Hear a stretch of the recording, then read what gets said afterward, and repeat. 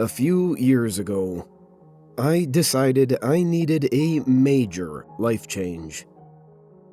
Everything seemed to be going downhill. My finances, my mental health, my life. I would go weeks without sleeping sometimes, as the heavy traffic passed through the city streets down below. Every time I went outside, I saw more homeless people, more needles and crack pipes littering the ground, more muggings and assaults and overdoses and deaths.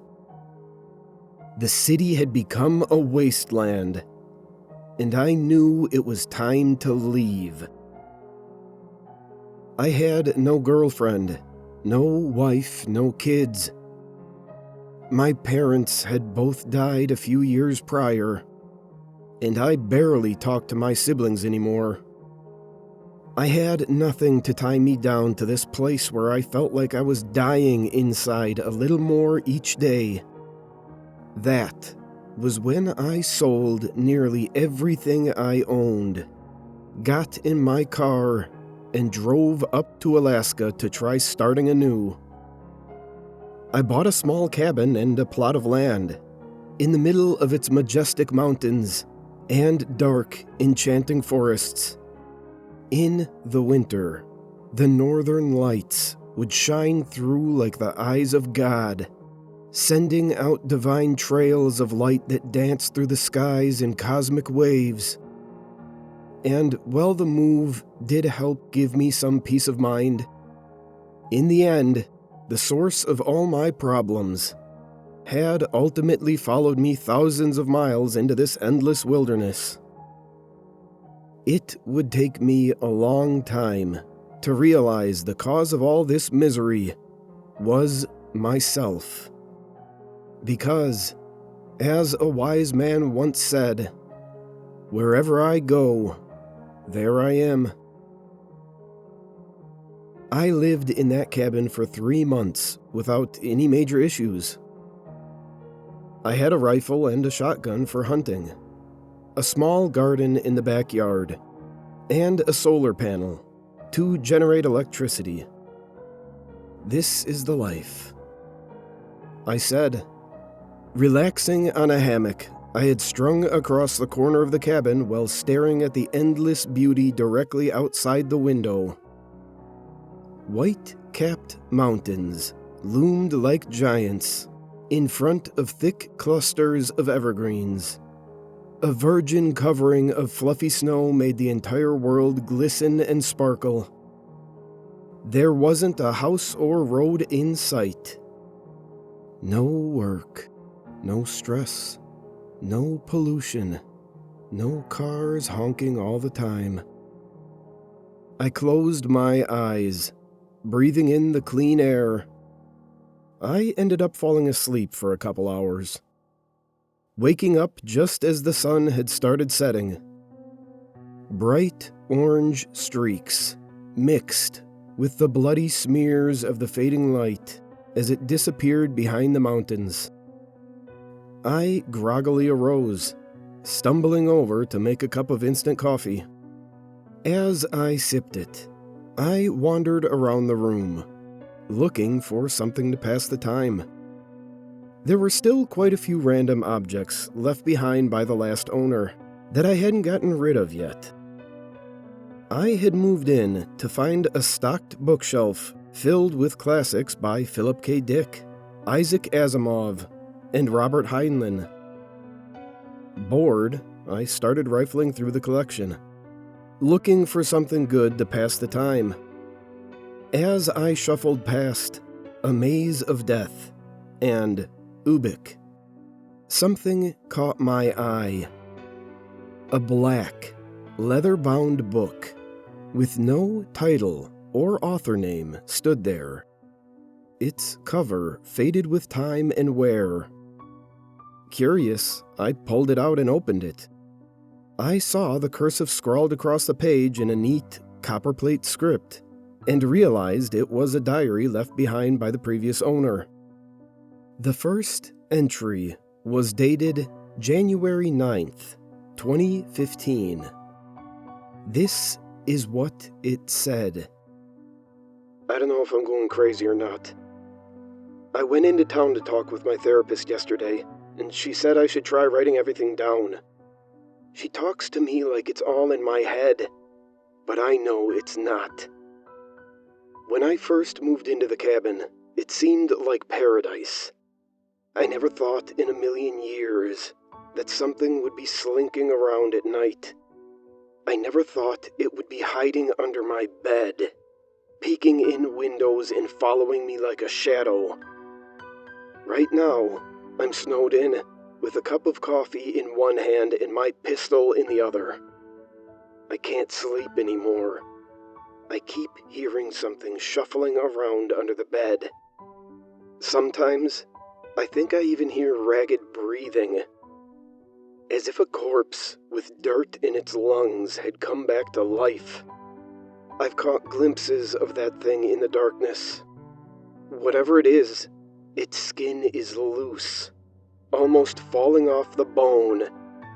It almost looks like a naked, emaciated man. Its eyes are rotted and dark, its back hunched, its spine twisted and jutting out like tumors. It moves in this slow, jerky way, but I can never seem to catch it. Its body seems broken and out of alignment. Its legs bend the wrong way sometimes. By the time I turn on the lights or try to take a video of it, it's always disappeared. But its fetid odor remains. It lingers in the cabin like a sweet-smelling, spreading infection. I don't know what it wants from me. I want to leave. But with the storm raging outside, I'm stuck here, unable to get all the way back to town. The snow surrounds the cabin in mounds 5 feet high. I feel like a prisoner, caged with a rabid beast, not knowing when it will strike. My wife claims she hasn't seen or heard anything, but she keeps vanishing on me. Last night, she disappeared in the middle of a snowstorm. Where did she go? I asked her in the morning, but she said she was here the whole time. She didn't remember anything. There's no way she went into town. There wasn't time and the trails were impassable that far down. Something's going on here, but I don't know what it is. I'm truly scared for our lives. I slammed the diary shut, not wanting to read any more. I didn't want to become infected by some kind of contagious cabin fever. If the last owner had gone insane in the mountains and started hallucinating naked corpses crawling around, I really didn't want to know. I shoved the diary back in the bookshelf, going for A Maze of Death instead. I tried to forget what I had read in the diary as I flew through the novella. All night, I tried to get the image of the naked, twisting man with rotting eyes out of my head, but I couldn't. I eventually fell asleep right before dawn, but as my eyes were closing, I thought I saw a silhouette in the window, a starved man with excited black eyes that seemed to be rotting out of his skull. I thought I saw him put his inhumanly long fingers against the glass as he leaned forward. I blinked, sitting up and glancing out into the white, snow-covered wonderland. There was nothing there. Another hunter occasionally followed the deer trails near my cabin.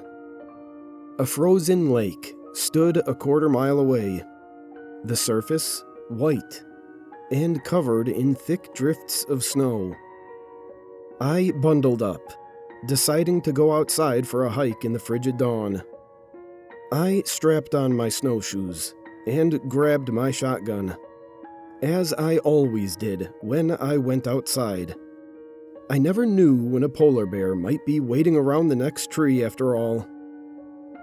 I opened the door, seeing footprints pressed into the snow all around my house. At first, I thought it was that silhouette I had seen, the nightmarish thing from the diary, but the footprints didn't go over to my window.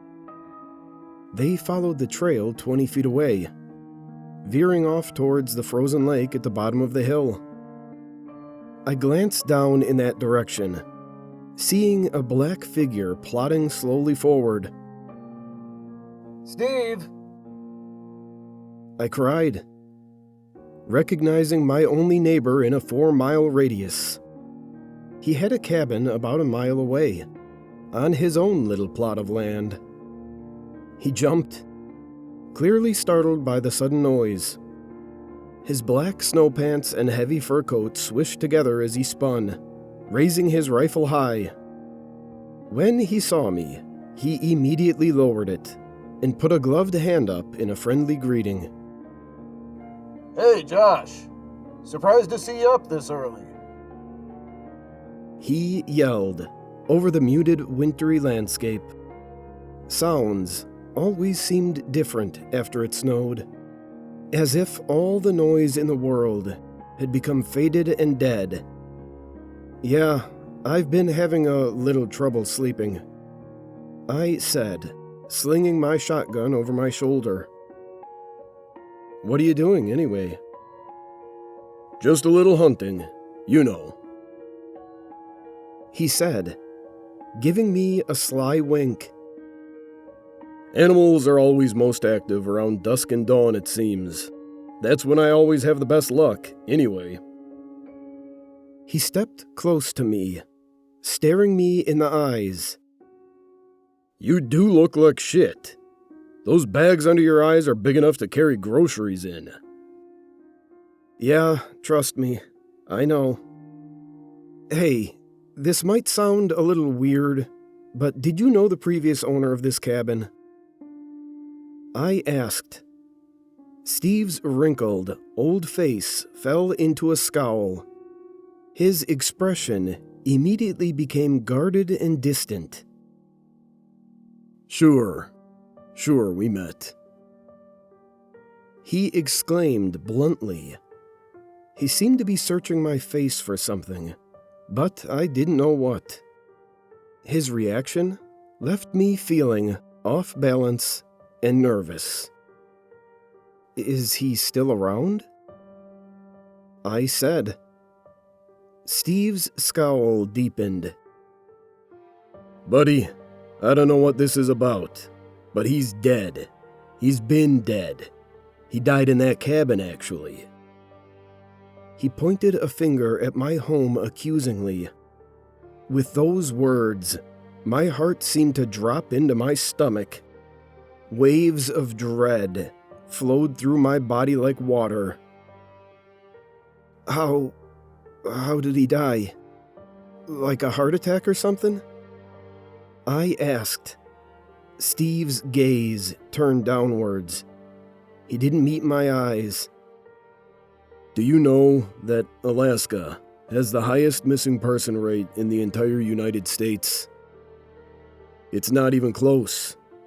In fact, for the population size, we have far more people who go missing and never get found than anywhere else. They even have a name for it. The Alaska Triangle.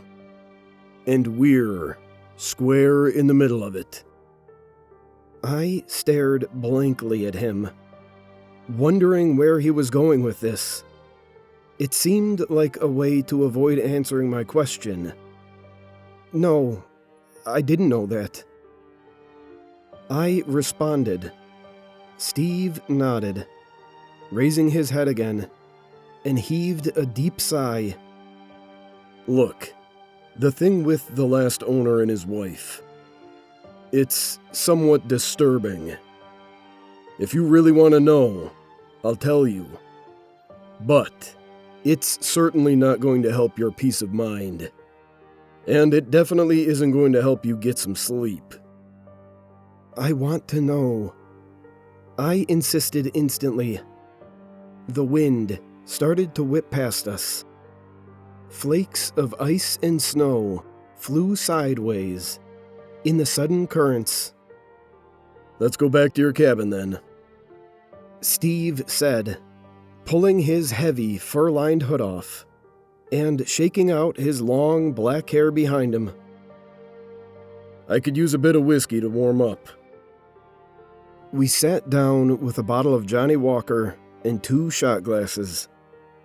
I wasn't much of a drinker, but Steve certainly was. He chugged 3 shots in the span of a minute. I sipped at mine, drinking half and putting it back down on the coffee table with a thunk. Steve grunted, hissing through his open mouth for a moment. Oof, that's the good stuff, he said, slamming his chest as the burning liquor worked its way down. Steve looked up at me with a new sparkle in his eyes. Huh. So, you want to know about what happened to Will Lenning? Well, I'll tell you that no one really knows the whole story. I used to see him occasionally. Come down and have a drink and talk. We all know each other around here, obviously. I nodded, motioning him on. He seemed like a normal upstanding guy. He kind of reminded me of you, actually. A young guy trying to escape the hustle and bustle of the city life. The cancer of the American dream. Well, he was here for maybe a couple months. I don't know. Everything seemed fine. We used to go skeet shooting occasionally. Have a beer, you know. We'd get together with a couple of other hunters, who live closer to town and sometimes play poker. I never saw anything odd about Will. I never could have predicted what happened to him. He heaved a long sigh at this, looking out the window at the sharp mountains with an expression of nostalgia. Well, what happened to him? I asked, encouraging him to go on. He started talking about seeing someone peering in through his window at night. He talked about hearing sounds from under his bed while he was laying there in the dark. Sounds like diseased breathing and shuffling. He started keeping all the lights on in his cabin 24 hours a day. Steve leaned close to me. A glimmer of fear rippled across his pale, wrinkled face. He started to lose his mind. Started digging holes all over the place, looking for something. Even in the middle of snowstorms, I would occasionally see him outside digging. It seemed like he never slept anymore. It was classic cabin fever if I ever saw it. It was only a few weeks later that I came over here, concerned.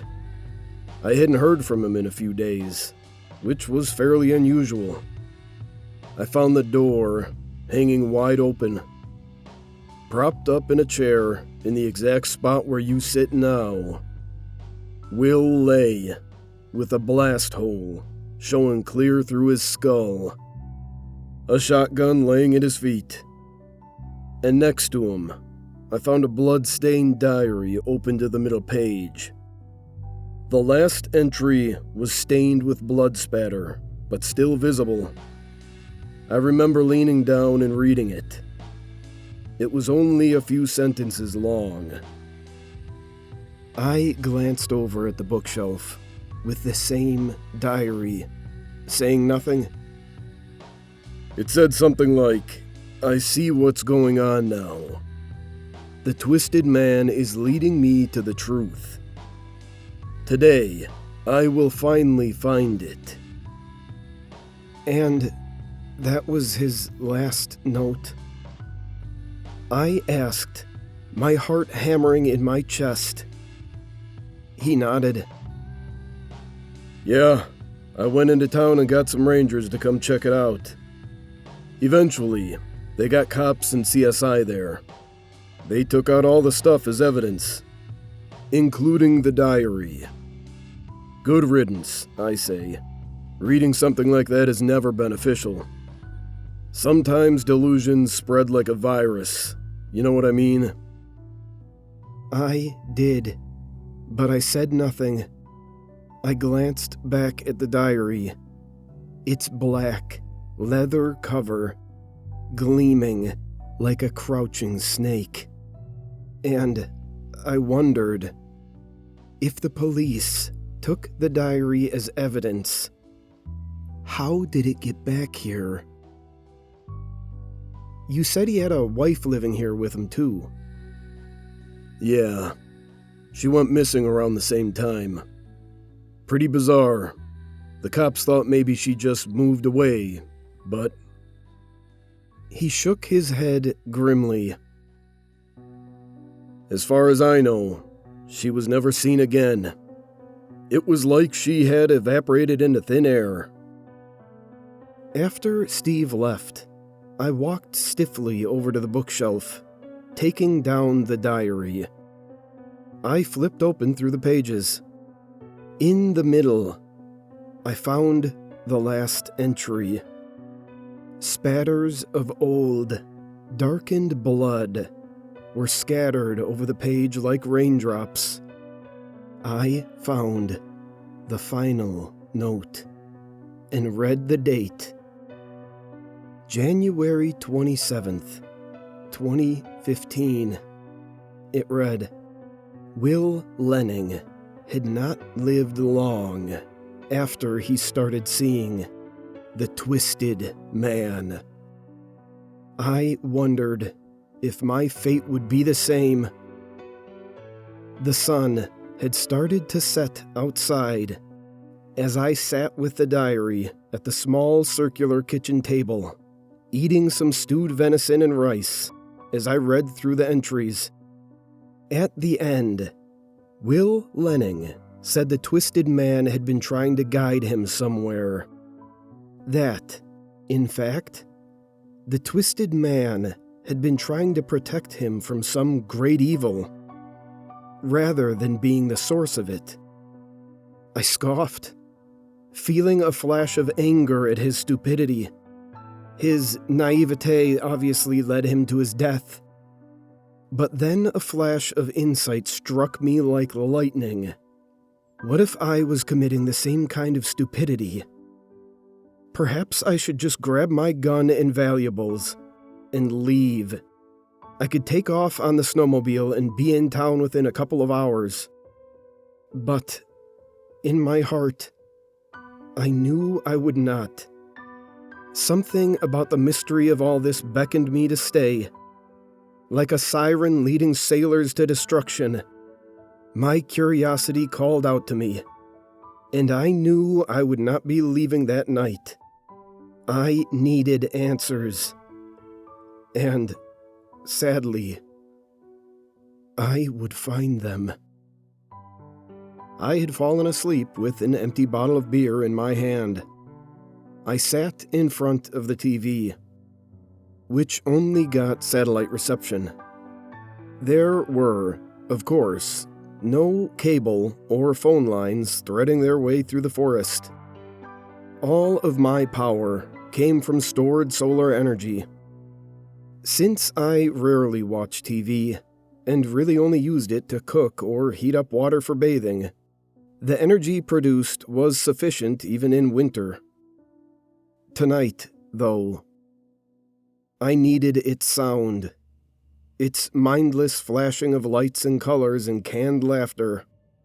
It seemed to drive away the creeping, suffocating presence like a candle. I woke suddenly. The TV flashed with static. The repetitive hissing of white noise spit from the speakers like thousands of snakes. I glanced up at the clock. 3:33 a.m. I looked around the dark cabin, confused for a long moment. I didn't understand what had woken me so abruptly. The satellite had never gone out before either, even in the howling winds and freezing hail of the Alaskan winter. The TV started flickering, as if the static were rising upwards. Black lines traced their way horizontally across the screen. The hissing deepened into a gurgle. And for a second, I thought I heard faint words behind the white noise. I thought I heard breathing, slow and diseased, like the death gasps of a drowning man. A black line rose across the TV, and an image came into view. The cabin was suddenly plunged into silence, except for the shrieking, wintry wind outside. I leaned close to the screen, confused at what I was looking at. It looked like a live camera feed of a room.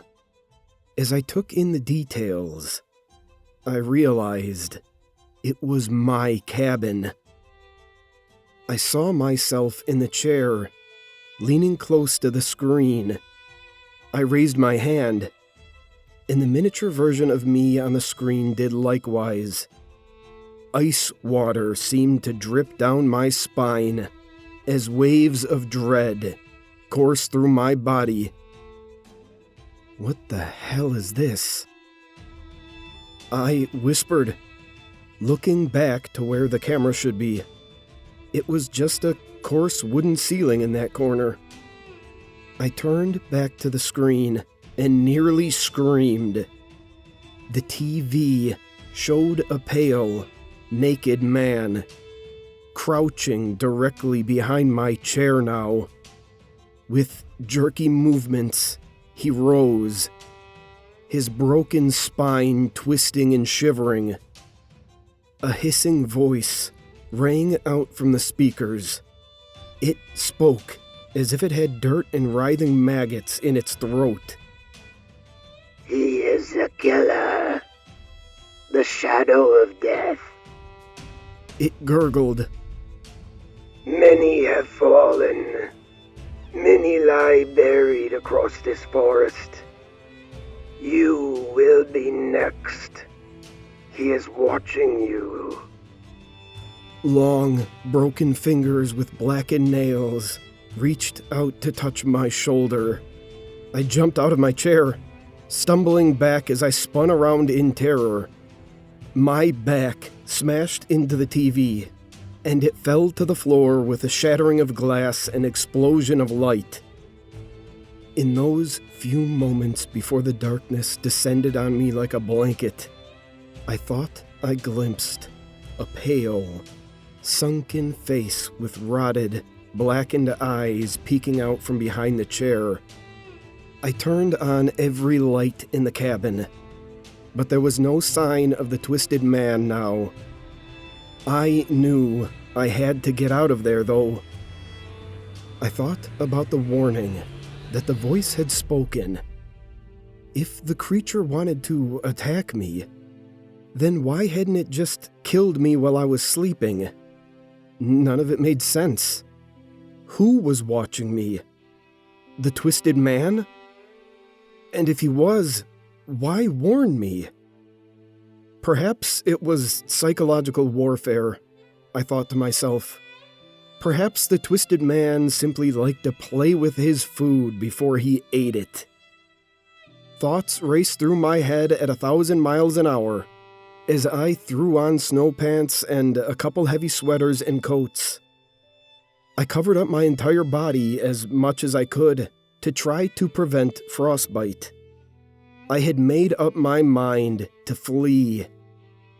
There was no snowstorm tonight, though the entire landscape was blanketed in it, and I knew the wind chill would be like an ice blade whipping against my skin. It was extremely dangerous to travel in the middle of the night like this, in temperatures that might reach negative 30 degrees. Steve had been right, after all. Alaska had the highest missing person rate of any state, and many of them were never found. Their bodies, likely frozen solid in the deep snow, dozens of miles from the nearest town. I grabbed my shotgun, jumped on my snowmobile, and started heading to Steve's cabin. I hoped I could wait there until sunrise, and then figure out what to do next. But fate would take the decision out of my hands. I felt like there were eyes watching me as I drove along the narrow, winding deer trail. The boughs of the evergreens reached into the path like greedy hands, grabbing at my coat and legs. More than a couple times, I thought I saw a pale, naked figure standing in the snow, but it had always gone when I turned to look. I gave a sigh of relief when Steve's place appeared in the distance. I could see the lights twinkling through the small windows of his log cabin. I pulled up next to his door. Looking down, I saw 2 pairs of footprints there, one much smaller than the other. I found it odd, but shrugged it off. The snowmobile cut off with a sucking gurgle. I knocked on the door hard a few times. Steve appeared after a few moments, groggy and half-dressed. He blinked slowly as he looked me up and down. His wrinkled face fell into a frown. "Steve, I need a favor. Something weird is happening in my cabin. Can I stay here until morning? Until maybe I can go into town or something? I can't stay at my place tonight. I just can't." He nodded, yawning and motioning me in. "You can sleep on the couch, I guess. Put that shotgun somewhere safe, though, boy." He had a partitioned bedroom in his cabin. It was significantly larger than my little one-room cabin, though it was basically still just a joint kitchen living room, a small bedroom and a bathroom. He pointed to a well-worn couch in the corner and gave me an apathetic wave as he stumbled back into his bedroom, slamming the door. I couldn't sleep, though. I tiptoed around the room, looking at Steve's bookshelf. He had a rather strange taste in books. Lots of Anne Rule and true crime there. I saw dozens of books about Ted Bundy, John Wayne Gacy, Richard Chase, Herbert Mullen, Jeffrey Dahmer, and Richard Ramirez among the collection. At the end, a large, black binder stood, unlabeled and worn-looking. It reminded me of the look of that leather-bound diary for a second, and my heart dropped. But logically, I knew this was just a coincidence. Yet, still, I pulled out the binder. My curiosity piqued. What I found inside filled me with dread and horror. Countless news clippings covered the length of it. The first clipping was from nearly 20 years earlier, about a woman who went missing in the Alaskan forest while hiking. A later one confirmed that her body was never found, and that her family was still hoping she might turn up alive somewhere. A reward was offered for any information, it said. And every page after that was more of the same. Missing women, murdered prostitute, missing man, no leads. I kept flipping through until I found clippings about Will Lenning's death and the sudden disappearance of his wife. On the article, Steve had used red marker to scrawl "Ha Ha" next to it. I heard the click of a gun being cocked from behind me. I froze as Steve's voice traveled across the room like a whisper. "How do you like my work, friend?" He asked, his tone jovial and mocking. I still held the binder of horrors tightly in my hands as I stared open-mouthed at this man I thought I knew. "It's you? What? You killed Will Lenning and his wife, and a lot of other women, apparently."